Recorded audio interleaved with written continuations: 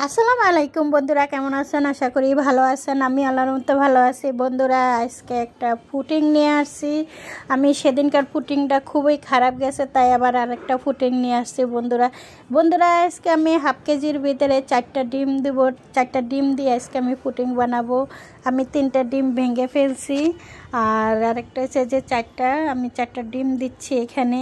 আর আমি চিনিটা এভাবে দেই না, চিনিটা আমি দুধের সাথে মানে ফুটে নিছি মিক্সার করে, কারণ চিনিটা গলতে অনেক টাইম লাগে। আর এইভাবে আমি 4টা ডিম এভাবে ভেঙে নিচ্ছি বন্ধুরা। আর আমার পুডিং আমি ওভেনে 15 মিনিটে আমি পুডিংটা বানাবো বন্ধুরা। আমি সেবার পুডিংটা আমার কেকের বাটিতে আমি পুডিং বানাইছি, খুবই বাজে গেছে। কারণ পুডিংয়ের বাটিতে কেক হয় না, কেকের বাটিতে পুডিং হয় না।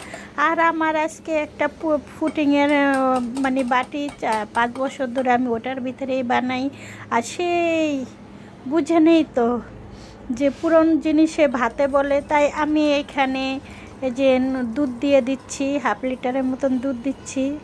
4টা ডিমের সাথে হাফ লিটার দুধ আমি অ্যাড করছি। আর এটার সাথে চিনিটা মানে দুধের সাথেই আর কি গরম করে নিয়েছি, যে তো মানে মিক্সার দুধ আর চিনি একত্র মিক্সারটা ভালো করা হয় বন্ধুরা।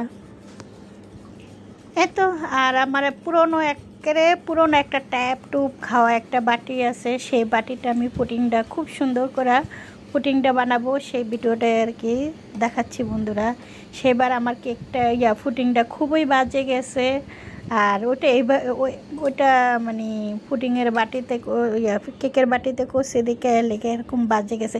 আর এখানে আমি চিনির কাওলাটা করে নিছি আগে। আর এই যে দেখছেন না, 5 বছর ধরে এটার ভিতরে পুডিং বানাচ্ছি। এটা ট্যাপ টুপ খাই একদম বাজে হয়ে গেছে। তারপরও এটার ভিতরে আমি দেখাবো।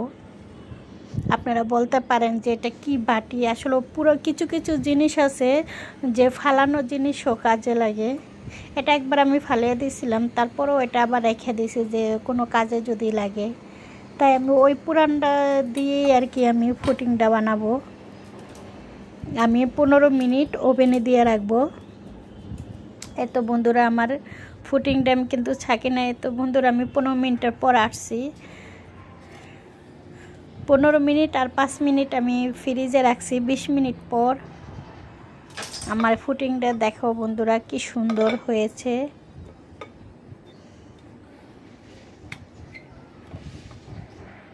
যেই জিনিস দেখতে ভালো লাগে না, সেই জিনিস খেতে অনেক ভালো লাগে।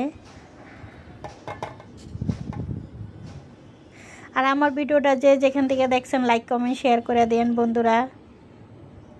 এই তো আমার এটা একটুকু ফাটে না কিছু না, হয়তো এটা একটু ট্যাপ টুপ খাওয়া দিকে সাইডটা ক্লিয়ার আসে না, কিন্তু অনেক সুন্দর হয়েছে পুডিংটা।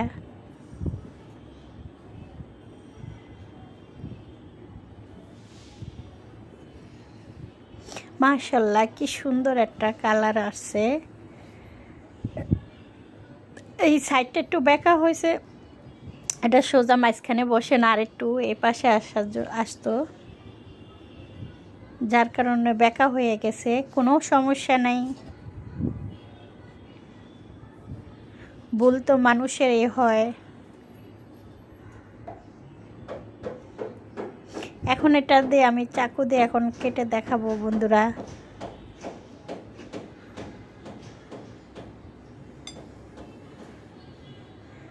এই তো। আর এই যে কি কেক খাওয়ার জন্য, পুডিং খাওয়ার জন্য আগারগা মানুষ পাগল হয়ে যায়।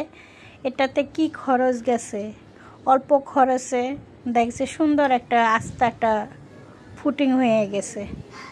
আমার বাসার কাছেই আগারগা, তারপরও আমি যাই না।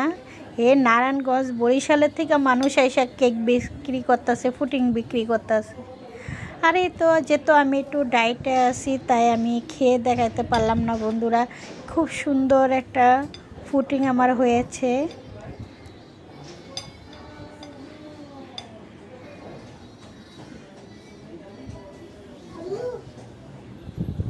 দেখতেও কিন্তু খুব সুন্দর মাশাআল্লাহ। এখানে আমি কোনো মেডিসিন অ্যাড করি না, শুধু দুধ, চিনি, ডিম, 3টা জিনিস এখানে আমি ইউজ করছি। অন্য কোনো কিছু ইউজ করি না।